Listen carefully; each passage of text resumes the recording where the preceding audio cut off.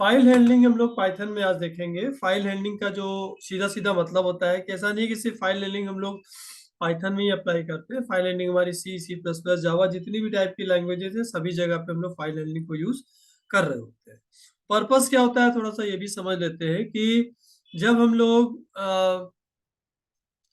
किसी भी प्रोग्राम को बनाते हैं और उसका आउटपुट लेके आते हैं तो दोनों चीजें हमारी रैम के थ्रू एक्सेस हो रही होती है ना। वो डेटा हमारा परमानेंटली स्टोर हमारे सिस्टम पे या कहीं भी नहीं हो रहा होता है। ऐसे केसेस में अगर मान लो हमें कभी उसके आउटपुट की जरूरत है इन फ्यूचर, तो हमारे पास कोई ऑप्शन नहीं है, हमें फिर से प्रोग्राम को एग्जीक्यूट कराना पड़ता है और फिर जो आउटपुट होता है उसके ऊपर हम काम कर पाते हैं।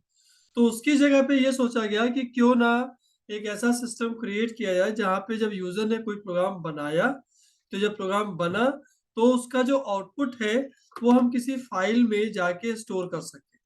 ठीक, तो ये जो पार्ट हमारा कहलाता है, ये पार्ट हमारा कहलाता है फाइल हैंडलिंग का, कि हम फाइल को कैसे हैंडल करेंगे। तो दो टाइप की फाइल हम लोग क्रिएट करते हैं। पहली फाइल होती है text file. Text file basic तौर पे स्काई वैल्यू है, यूनिकोड का कलेक्शन होती है। जैसे सिंपली हम लोग नोटपैड में कोई डेटा स्टोर कर रहे होते हैं वो स्काई कैरेक्टर के थ्रू स्टोर होती है। और दूसरी फाइल हमारी है बाइनरी फाइल। तो बाइनरी फाइल कुछ अलग से नहीं है, बस इतना होता है कि जो टेक्स्ट फाइल कंपाइल होने के बाद बाइनरी फाइल ही बनाती है। किसी भी प्रोग्राम में जब आप टेक्स्ट फाइल लेके चलते हैं तो कंपाइलेशन के बाद वो बाइनरी फाइल बनाती है। तो हमें बाइनरी फाइल डायरेक्ट बनाने का भी ऑप्शन हमारे पास है। तो इससे क्या होता है कि जो फाइल प्रोसेसिंग की स्पीड होती है वो आपकी फास्ट हो जाती है। ठीक है, तो इस तरीके से हम लोग जाके बाइनरी और टेक्स्ट फाइल को क्रिएट करते हैं। ठीक, तो चलिए कुछ चीजें जो इंपॉर्टेंट है वो हम लोग देखते चलते हैं। जैसे सबसे पहला पार्ट है opening and closing file. Closing file, opening and closing file का मतलब क्या हुआ कि जो भी फाइल हम बना रहे हैं हम उसको ओपन करेंगे, और जब फाइल हमारी ओपन हो रही है तो हमको उस फाइल को क्लोज भी करना चाहिए।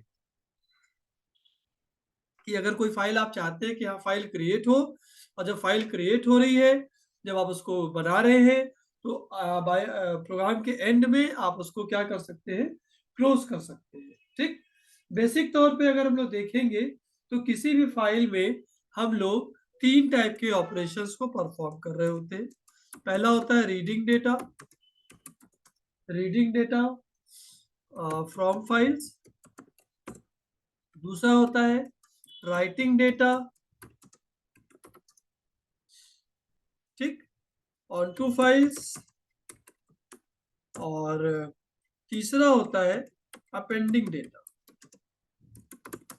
हमारे पास कोई पहले से रिकॉर्ड स्टोर है और उसको हम पाइथन के थ्रू अपनी स्क्रीन पे देखना चाहते हैं, तो हम डेटा को रीड करेंगे।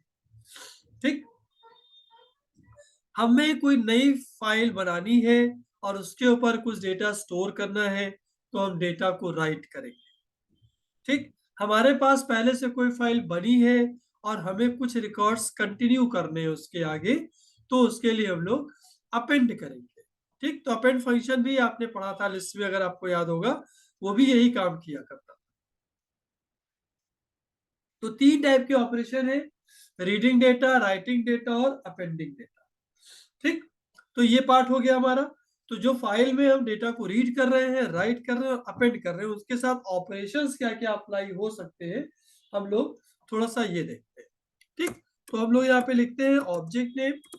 ऑब्जेक्ट नेम का मतलब फाइल का ऑब्जेक्ट है, ये ख्याल रखिएगा। और यहाँ पे हमें फंक्शन लिखते हैं ओपन, और ओपन में हम लोग क्या पास कर देते हैं, फाइल नेम।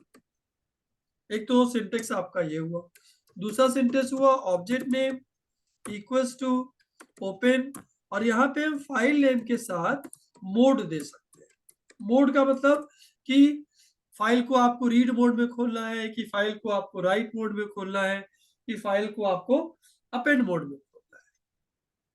ठीक, तो फॉर एग्जांपल अगर हम लोग देखना चाहें तो हम लोग कोई भी फाइल दे सकते हैं। जैसे मान लो हम लोगों ने एफओपी लिखा और एफओपी इक्वल्स टू ओपन, और ओपन इक्वल्स टू हम कोई भी फाइल नेम दे दें। जैसे हमने दे दिया abc.txt, डबल कोट्स में क्लोज कर दिया। तो abc और txt जो ओपन होगी उसकी सारी इंफॉर्मेशन एफओपी के पास जा रही हो। ये टेक्स्ट फाइल है, ये टेक्स्ट फाइल हम क्रिएट कर रहे हैं, तो फाइल नेम जो भी होगा वो डबल कोट्स के अंदर होना चाहिए। इधर हमने क्या लिखा है, FOP इक्वल्स टू ओपन, और इस जगह पे डबल कोट्स में फाइल नेम कॉमा, और यहाँ पे हमने दिया मोड। तो मोड का मतलब हमारा हो सकता है वो R हो सकता है, वो W हो सकता है, और वो A हो सकता है। A का मतलब हो गया अपेंड मोड।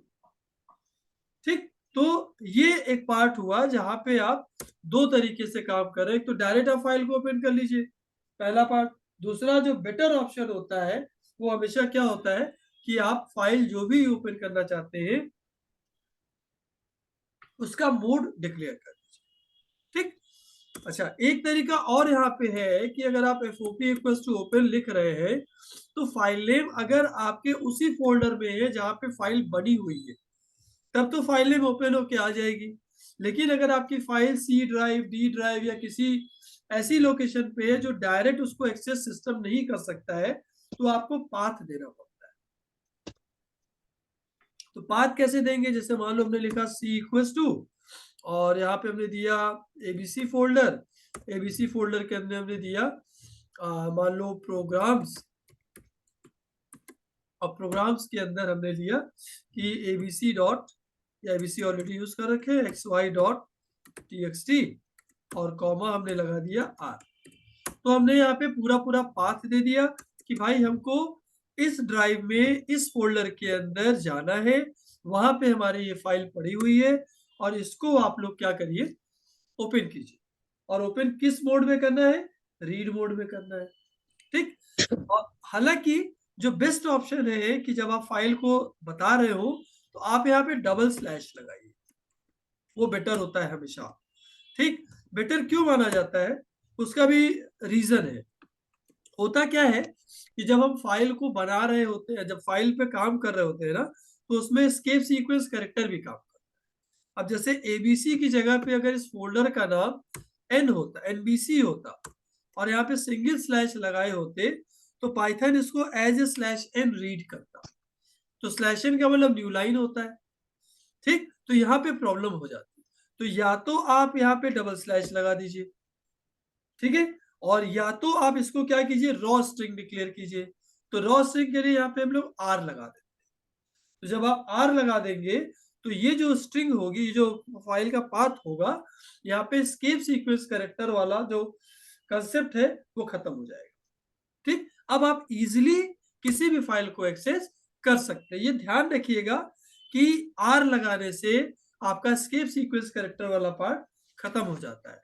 तो हमेशा जब भी आप फाइल हैंडलिंग को यूज करें तो आप इस चीज का ख्याल रखिए कि आपको R लगाना है, that is for raw string. ठीक, अब इसी में हम लोग नेक्स्ट पार्ट पे आते हैं। नेक्स्ट पार्ट पे हम लोग को क्या क्या समझना है पहले ये सोचिए। तो हमारे पास मोड कौन कौन से होते हैं, हम लोगों ने R को तो डिस्कस कर लिया, लेकिन R के अलावा भी होते हैं, जैसे R है, W है और A है। तो RWA जो हमारा होता है वो बेसिक तौर पे टेक्स्ट फाइल के लिए यूज करते हैं। ठीक, R में आप B जोड़ दीजिए, RB, WB, AB। तो ये हमारा क्या हो गया, बाइनरी फाइल के लिए होता है। मतलब आपको सजेस्ट मैं यही करूंगा कि आप ज्यादातर जब फाइल हैंडलिंग पे काम करें तो आप बाइनरी फाइल की तरफ ही मूव करें, क्योंकि टेक्स्ट फाइल प्रोसेसिंग में हमेशा टाइम लेता है। ठीक, अच्छा, दूसरा पार्ट इसी में और भी आप देख सकते हैं, जैसे अगर हमने लिख दिया R+, तो R+ का मतलब क्या होता है, read and write. W+, then again read and write. अगर आपको दोनों ऑपरेशन साइमल्टेनियसली चलाना है तो आप यहाँ पे रीड राइट दोनों कर सकते हैं। अगर आपने A+ कर दिया तो A+ का मतलब होता है राइट एंड रीड। A+ का मतलब होता है राइट एंड रीड। इसी में जब आप यहाँ पे RB+ कर देंगे तो आपका बाइनरी में ही काम करेगा, WP+ कर देंगे तो बाइनरी में करेगा, और AB+ कर देंगे तो आपका ये भी बाइनरी के अंदर काम करता हुआ चला जाएगा। तो बाइनरी मोड आपके दिमाग में हमेशा होना चाहिए कि हम किस मोड पे और क्या काम करने वाले हैं। ठीक, तो ये जो हम लोगों ने पार्ट देखा, वो हम लोगों ने पार्ट ये देखा कि फाइल को ओपन कैसे करते हैं, और ओपन करते समय हम किस किस फाइल को यूज करते हैं, कैसे यूज करते हैं, और मोड क्या डिफाइन करते हैं। अब नेक्स्ट फाइल हमारा पार्ट है क्लोजिंग फाइल। क्लोजिंग फाइल में क्या हुआ कि आप जो फाइल नेम आपने यूज किया, जैसे आपने ऑब्जेक्ट किया एफओपी और डॉट सिंपली क्लोज लिख देंगे, ब्रैकेट ओपन क्लोज कर देंगे। ठीक, तो अब क्या हुआ, सॉरी ये कॉमा लग गया, एफओपी डॉट क्लोज। तो एफओपी डॉट क्लोज से क्या हुआ कि जो भी फाइल आपने बनाई थी, जो आपने यहाँ पे ओपन कर रखी थी, वो फाइल आपकी अब यहाँ पे क्लोज हो जाएगी। ठीक, ये आपको हमेशा ध्यान रखना है एज ए प्रोग्रामर कि जो भी फाइल ओपन हो रही है वो क्लोज होनी चाहिए, नहीं तो बाद में आपको एरर्स मिलेंगे, आपको वो एरर हैंडल करना पड़ जाएगा। तो इट इज बेटर कि आप लोग हमेशा फाइल जो ओपन करें वो रीड और राइट दोनों करें और बाद में क्लोज भी करिए। ठीक है।